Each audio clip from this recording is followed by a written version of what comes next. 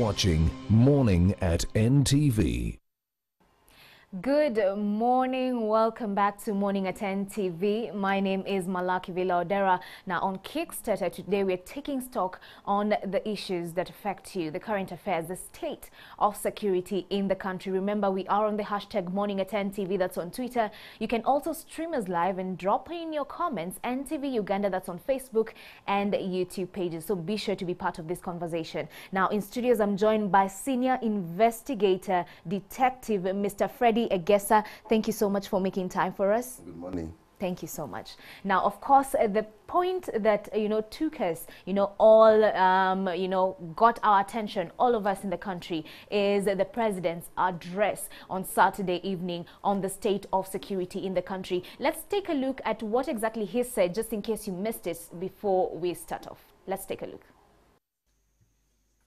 There is a perception in the public that no arrests have been made. This is actually not true. I think there is some weakness of the police in terms of public relations.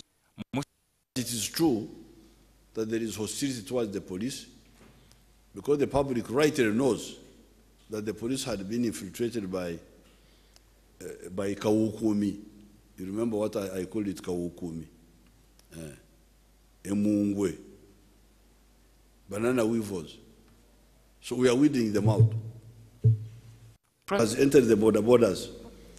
They think that we shall panic and then round up all the borders and ban them. No. Sorry. The police, according to international policing ratios,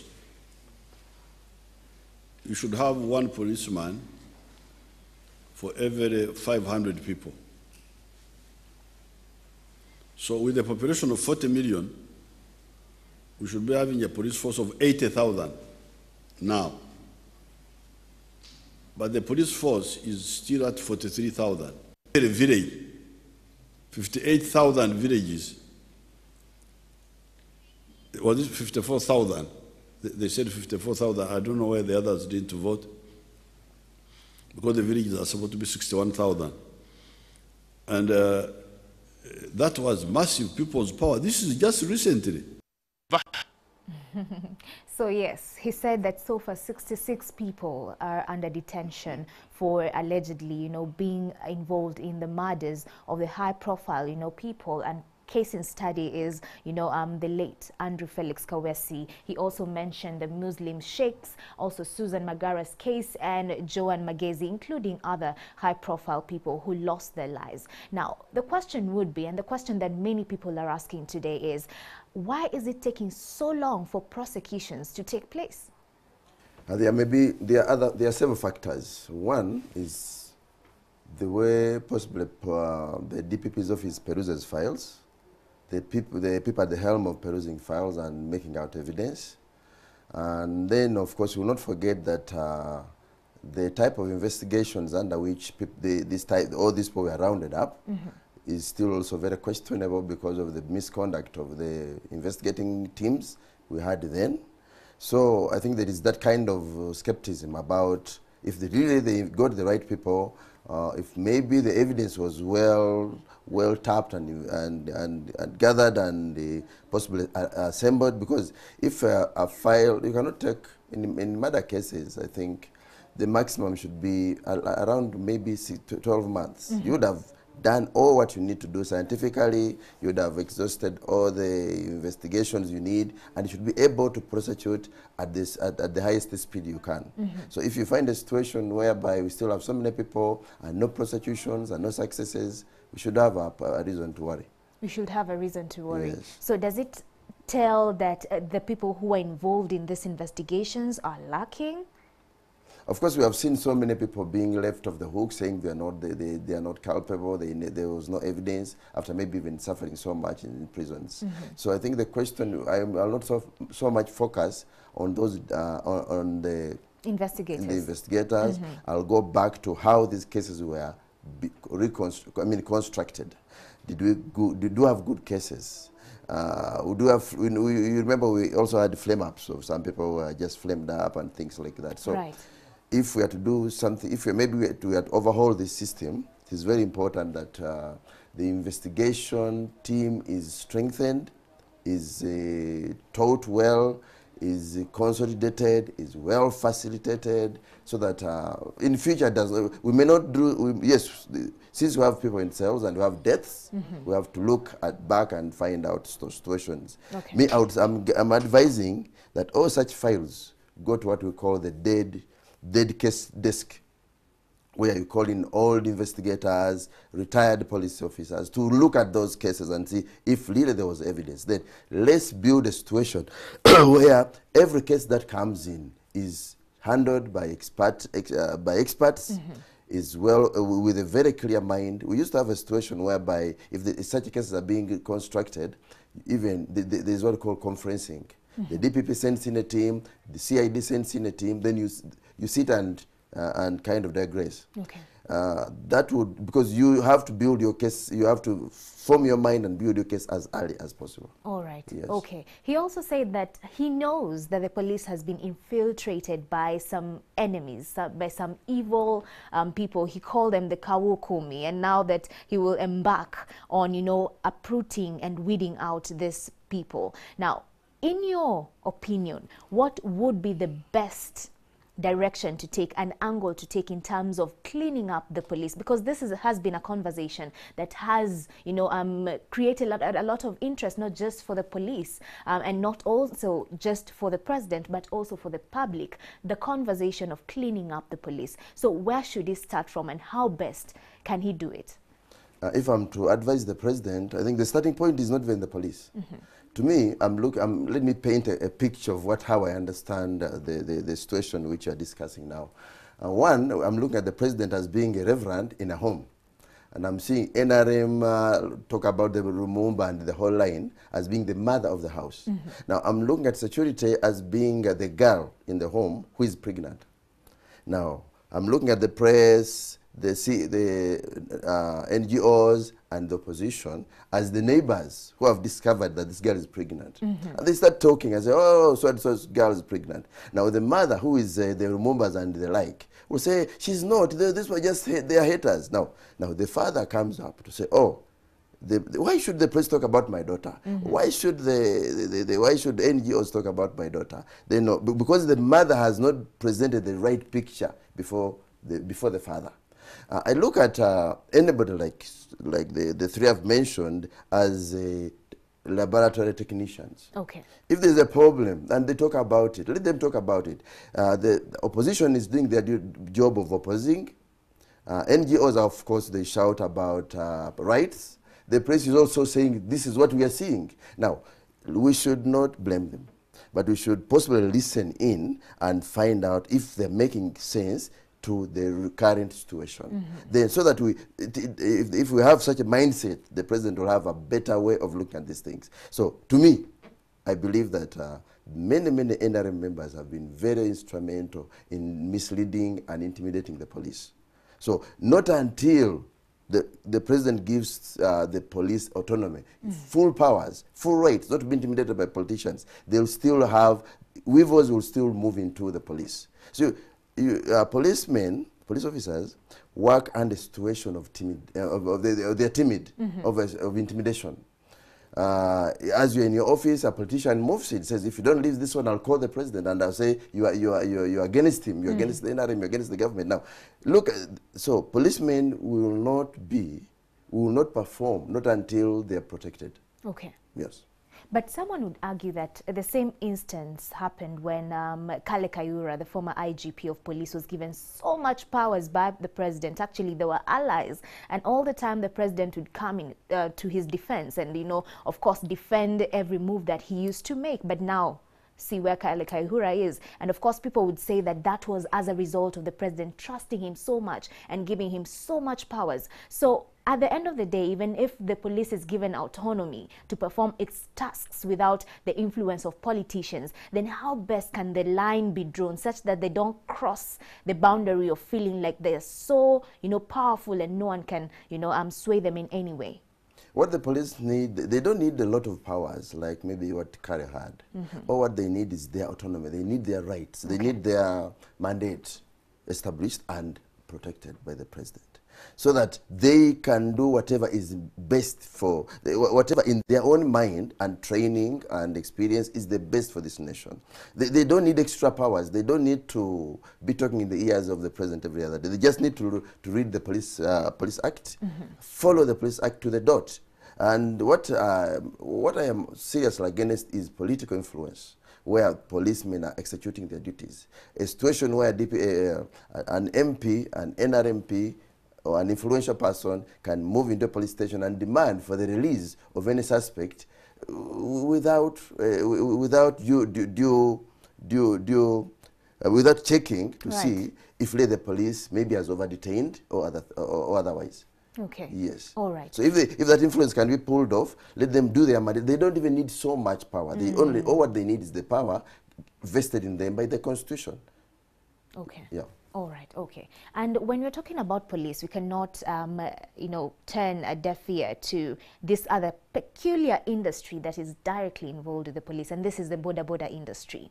And of course, the president knows that, and that's why he said in his speech, and of course we played that, he said that we cannot be put in a situation whereby we are shaken and then we end up affecting the entire boda boda industry. What he will do is to ensure that he checks into the industry and pulls out the enemies that are in there, because also not only the police has been infiltrated by these wrong people, but also the boda boda industry. So in your view, of course we know the boda boda industry has been a hard one to tame.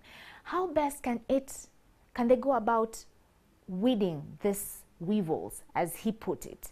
And how best can they look into this particular industry and clean it up as well? Because we know all these murders have been executed through these assassins using boda boda. So how best can this issue be tackled?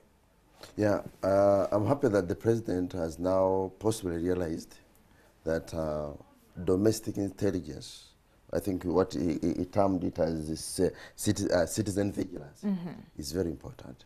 He also talked about public being part of the intelligentsia of the nation. Right. That's very, very important, because the boda bodas are part of the public. Boda boda as an industry, I've always said it was mishandled in Nigeria and it caused the problem. So one has to be very careful about that. If the boda boda people are to be looked at, they kind of help this nation so much in transport and otherwise. But at the same time, to me, I believe that they were infiltrated and spoiled. So what are we supposed to do here? I think it is not like not disbanding, not closing them down, not doing the other, but we should bother to study. We should bother to have, I think, a college of domestic research in Uganda, which we don't have here. Other countries have established that. So you come at, we should look at these, we should look at them and find out what their problems are and how they can beat them. Like I've talked about the numbers who are being injured and killed because of the boda boda recklessness. Right. How can this recklessness be handled? Let them also be detached from politics. Let them be let the boda boda people be an industry that is monitored and that is managed.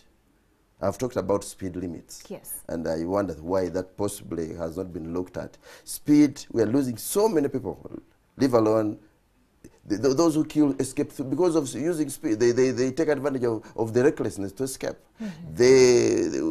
Every morning we have like 10 people knocked down and possibly killed, maimed by boda bodas. So the industry is causing much more deaths now because it has not been regularized, it has not been controlled. Wherever they talk about boda bodas, people will jump, the police will jump at rounding them up, asking for this and this and the other, which is okay or whatever. But to me, even if you learned a boda boda 1 week, like we used to learn bicycles, there are no licenses. But because the bicycle cannot generate speed possibly beyond 20 kilometers per hour, there used to be very minimal accidents. border borders, even if it is today, and there is an announcement that if you're found riding beyond 40, then you're suspect in any way. If you're suspect because you can cause death through recklessness, you're suspect possibly you have committed an offense and you're trying to flee. So why are you running? It will kind of save so many lives. It will kind of save so many people. So on the front of just trying to look into the border industry with an eye of crime, then what you're saying is the industry needs to be regulated. Exactly. Okay. It has to be regulated without politicking around it. Without politicking? Yes. Okay. Because over the weekend we also saw a private border company coming out to say that they have been, attacked by the other border users. Of course, I think the front was they feel like these private companies that are now starting up with borders are a great competitors to them. They're posing a high competition and of course a risk on the side of business. So when it comes to other private companies taking on the industry, how best can that be done? Because of course now these attacks apparently were bad attacks. The 10 riders who were attacked from this private company said that it was a bad attack, like they were being attacked on a serious front. So how best can that be handled as well? Yeah, what has been happening is with borders and other lucrative businesses here is always there is a godfather. There are people who sit behind, plan, design, even kind of give these guys assurance that nobody will touch you. If all that can be taken away, and yes, people wake up and they are maybe possible under associations, borders arranged, maybe in like the Ubers, the whatever and whatever, there's no problem. It has just been that situation of who is who in the industry, or who benefits, who the ultimate person who benefits from an industry. So that mafiaism had come in. Okay. If you had to deal with mafiaism and these, like you see the Utodas, the borders and whatever, they can move without a problem, provided these guys are not empowered or they are not shielded from prosecution if they go beyond what they're supposed to do. Yes. Okay. The president also alluded to, of course, he gave us a few, like 6-7 measures that the government will be taking on just to ensure that security is taken care of before we have the smart technological installations in the country. So part of it, he actually mentioned that the police will be using radio calls as opposed to mobile phones. He also said that there will be a toll-free number whereby the public can actually access the police any time of the day, 24/7. But the question would be, many a times people complain, even if they go all the way to the police stations, the police that are there do not react to their complaints with the needed speed. So the question would be, and the question that we've been getting from our viewers since the president actually gave his address is, are we tackling an issue of access to police, or we're tackling an issue of changing the mindsets of this police, plus training them for them to know how important it is for them to take seriously complaints that are posed to them by the public? Yeah, let's try to understand the policeman on the street, the policeman in the information room, and the policeman on the reaction vehicle. One, how is he managed? If he makes a mistake, is there some superior person who handles him and who puts him in order? After that, let's go to the way he's paid. Does he leave home to enjoy his job, or he comes to say that in case I get someone to extort from, then I'll survive? Because that kind of situation, we cannot change his mindset, not until we are very certain that one is going to be given hours, like in advanced countries, a policeman is not supposed to work, I think, beyond 8 hours a day, meaning that a day, if there's one position, you'll find 3 policemen rotating. Here, they'll say a policeman can even work 24 hours. Now, if a man has worked 24 hours maybe on a radio call, how do you expect him to be productive? Secondly, radio calls have advantage because in one way or the other, you may call someone and maybe there is a problem with the network. But here with the radio calls, it is just a situation of one-to-one. When you say anything, several people will pick and react. Okay. With a phone, it will only be one person who may be in his bad moods. So to me, I think that radio calls are okay. It is what the system used in several countries. In fact, mobile phones are only almost used here. I've not seen several other countries using mobile phones. It's a situation of, I think we're trying to invent our own security direction.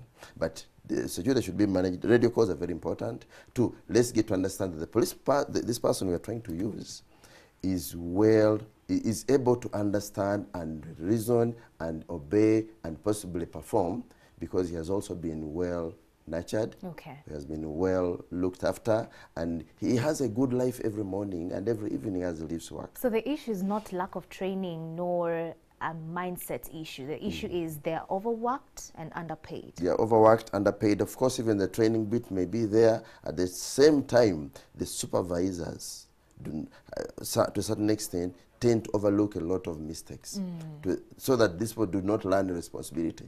If I'm rebuked and possibly someone affected, my personal file is affected because of what I've done, I'll be very, very careful not to reach a situation that maybe I'm dismissed from the force, or I'm rebuked, or I'm taken to the police court, that type of situation. Okay, all right. Let's get to the other point, and this is what we saw over the weekend. Of course, the former police, Mr. Siraj Bakaleke, came out to say that his life is under threat and that there are people who have threatened to kill him. He said that 3 days after the death of Chirumira, people approached him and told him, you will be next in line. So let's take a look just in case you missed this.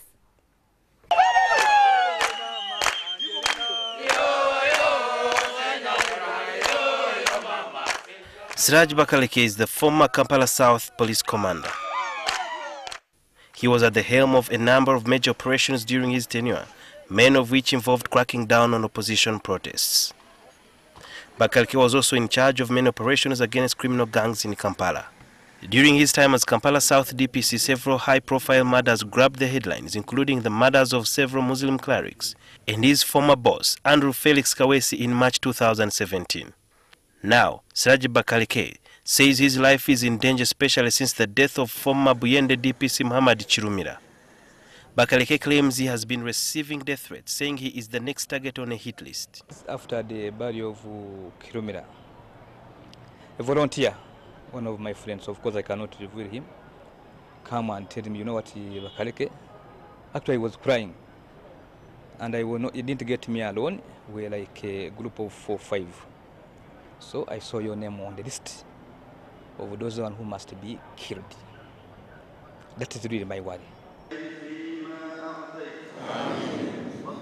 On Friday, after the Juma prayers for peace around the country, Bakaleke asked the sheikhs to pray for him.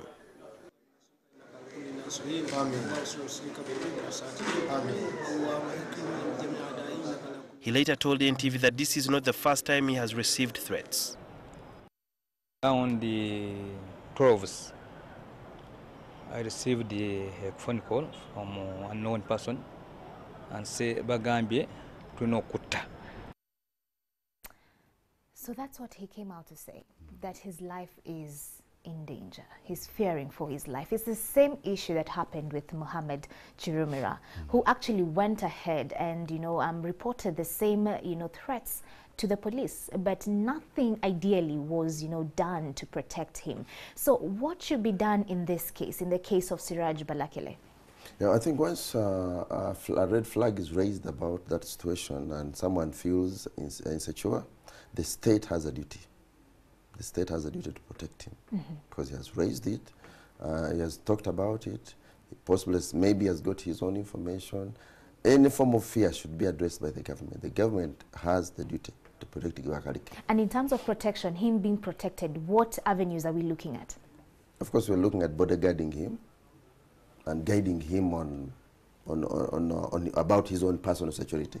Yes. Okay. He should be guided, he should be protected. In the front of intelligence, as we come to a close, of course, we were having this discussion, you're telling me, before we get to that point where crime has taken place and then we get to the process of investigations and maybe possible prosecutions, then there's the intelligence to prevent these crimes from happening. So with this trend of crimes in the country, would we say that the intelligence unit is failing the country? I'm seeing a rebuild of the intelligence systems. which is positive, which is in the positive direction. There is a rebuild of, there is a kind of revamping and rebuilding of the intelligence here. You have seen new people have come in, several new faces have come in. So to me, I believe that it's very early for us now to say that they're failing.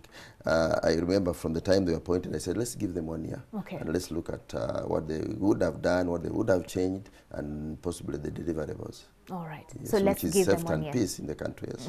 Yeah. So 1 year should be enough. Yes. Okay. Thank you so much for making time. Welcome. Mr. Fred Egesa, political, no.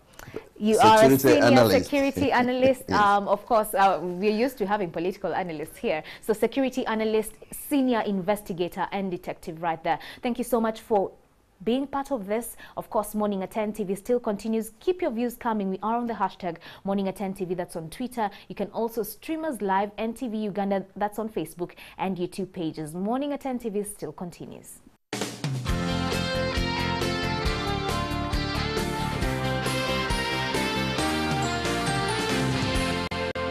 You're watching Morning